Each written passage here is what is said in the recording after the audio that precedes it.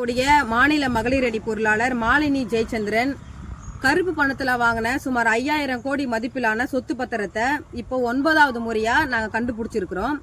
ஏற்கனவே 8 முறை கண்டுபிடிச்சி சொத்து பத்திரங்களோட புகார் மனுக்களோட வருமான வரித்துறை புலனாய்வு பிரிவு அலுவலகத்துல நாங்க புகாரா ஒப்படைச்சிருக்கிறோம். இப்ப இந்த புகைப்படத்தை மட்டும் பாருங்க. நான் புகார் கொடுத்த மாலினி ஜெயச்சந்திரன் பக்கத்துல பாரத பிரதமர் இந்திய பிரதமர் நரேந்திர மோடி பக்கத்துல நின்று புகைப்படம் எடுத்திருக்கிறாரு. அதுக்கப்புறம் மத்திய நிதி அமைச்சர் நிர்மலா சீதாராமன் அந்த அம்மா பக்கத்தில் நின்று புகைப்படம் எடுத்திருக்கு. அதுக்கப்புறம் நம்ம அண்ணன் அண்ணாமலை ஐபிஎஸ் அவர்கள் மாலினி ஜெயச்சந்திரன் பக்கத்தில் நின்று புகைப்படத்தை எடுத்திருக்கிறாங்க.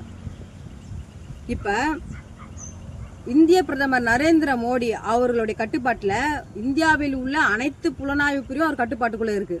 அதே போல மத்திய நிதி அமைச்சர் நிர்மலா சீதாராமன் அந்த அம்மா கட்டுப்பாட்டுக்குள்ள அமலாக்கத்துறையும் வருமான வரித்துறையும் இருக்கு.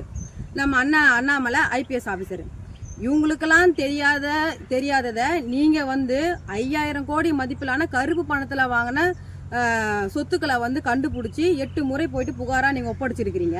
நீங்க ஒரு கட்சி வச்சு வழி நடத்துறீங்க. நீங்க உங்க இயக்க தோழர்களை வச்சு கண்டுபிடிச்ச இந்த விஷயம் இந்த பாஜக இருக்கக்கூடிய இந்திய பிரதமர் நரேந்திர மோடிக்கு தெரியாதா? இல்ல மத்திய நிதி அமைச்சர் கட்டுப்பாட்டுக்குள்ள ஐடி கட்டுப்பாட்டுக்குள்ள அவங்க கட்டுப்பாட்டுக்குள்ள வச்சிருக்கிறாங்க அந்த அம்மாவுக்கு தெரியாதா? இல்ல அண்ணாமலை ஐபிஎஸ் தெரியாதான்னு நான் கேட்கல. நாட்டு மக்கள் என்னை பார்த்து கேட்குறாங்க. நாட்டு மக்கள் கேட்குற கேள்வி நியாயமானது தானே, வாஸ்தவமானது தானே.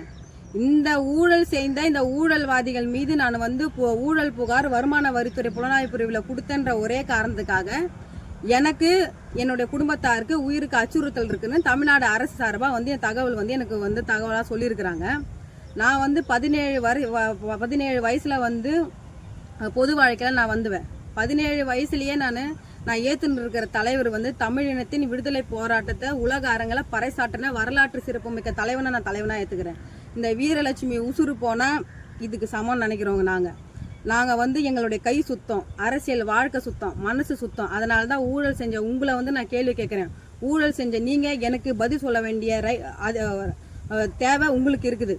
வருகின்ற செவ்வாய்க்கிழமை காலை 11:30 மணி அளவுல 16ஆம் தேதி 11:30 மணி அளவில் வருமான வரித்துறை புலனாய்வு பிரிவு அலுவலகத்தில் 9வது முறையா கருப்பு பணத்தில் வாங்கின சுமார் அதாவது ஏற்கனவே 5000 கோடிக்கு மேலே புகார் கொடுத்துருக்கோம். இப்போ எடுத்து வச்சிருக்குது ஒரு 100 கோடிக்கு மேலே போகுது. 5000 கோடி தாண்டி போயிட்டு இருக்குது. இந்த புகாரை நாங்கள் எங்கள் தமிழர் முன்னேற்ற படை சார்பாக 11:30 மணிக்கு நாங்கள் இன்கம் டேக்ஸ் அலுவலகத்தில் புகாராக கொடுக்குறோம். இந்த தகவலை நாட்டு மக்களுக்கும் ஊடக நண்பர்களுக்கும் தெரிவிச்சுக்கிறேன்.